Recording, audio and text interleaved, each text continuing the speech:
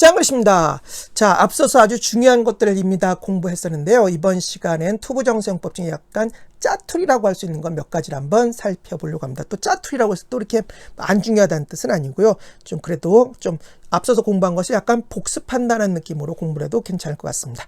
자, 먼저 투부정사를 비교해 볼 건데요. 첫 번째 비교할 것은 투부정사의 명사용법과 비투용법을 비교해 보려고 합니다.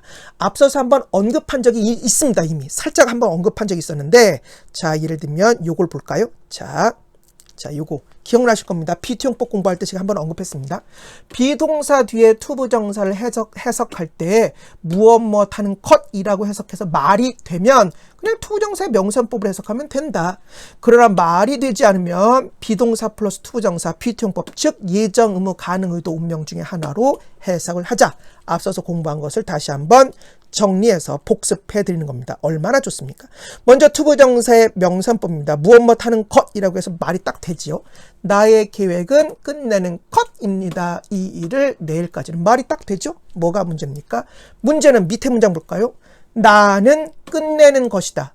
나의 계획은 끝내는 것일 수 있지만 나는 끝내는 것이다가 말이 됩니까? 말이 되지 않습니다. 그러면 뭐예요? 비투용법, 예정, 의무, 가능, 의도, 운명 중에 하나로 꼭 해석을 해주십시오.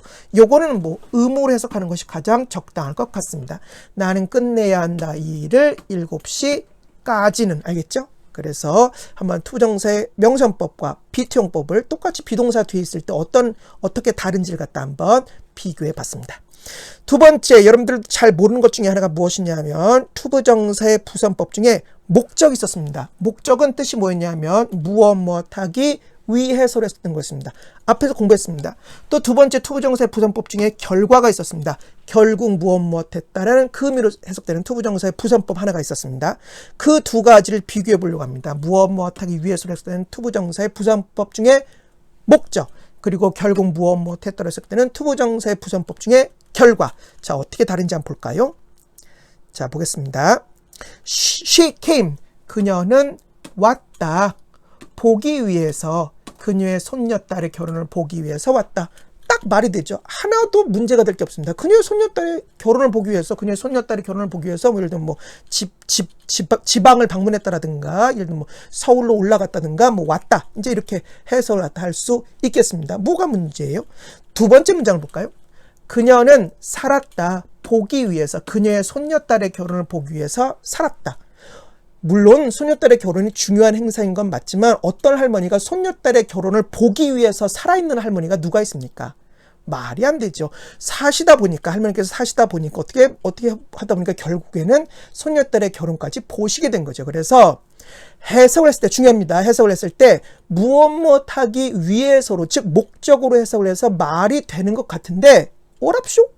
이거 이성적으로는 말이 안 되는데, 상황상 말은 좀 안 되는데, 이건 논리적으로 맞지 않아. 이렇게 판단될 때는 말이 되는 것 같지만 말이 안 될 때, 정리하면 말이 되는 것 같지만 말이 안 될 때 뭐예요?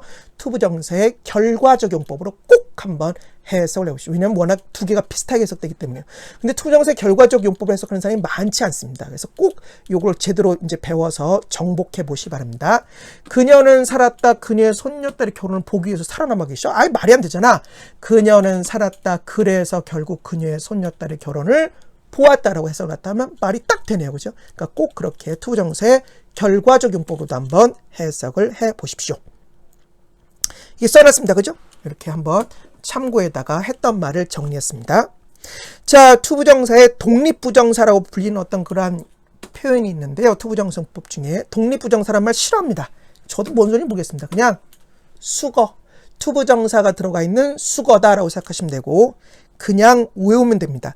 보시면 알겠지만 참고에도 무슨 설명 같은 걸 써놓지 않았습니다. 1번은 이렇게 변형돼서 쓸 수 있다. 6번도 이런 수거가 존재한다.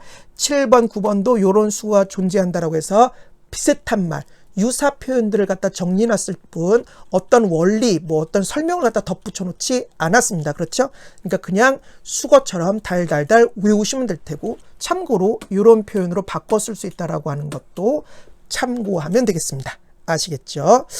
자, 그러면 그냥 쭉쭉쭉 봅시다. 그냥 쭉 보고 마치겠습니다. 괜히 시간 끌 것 없이.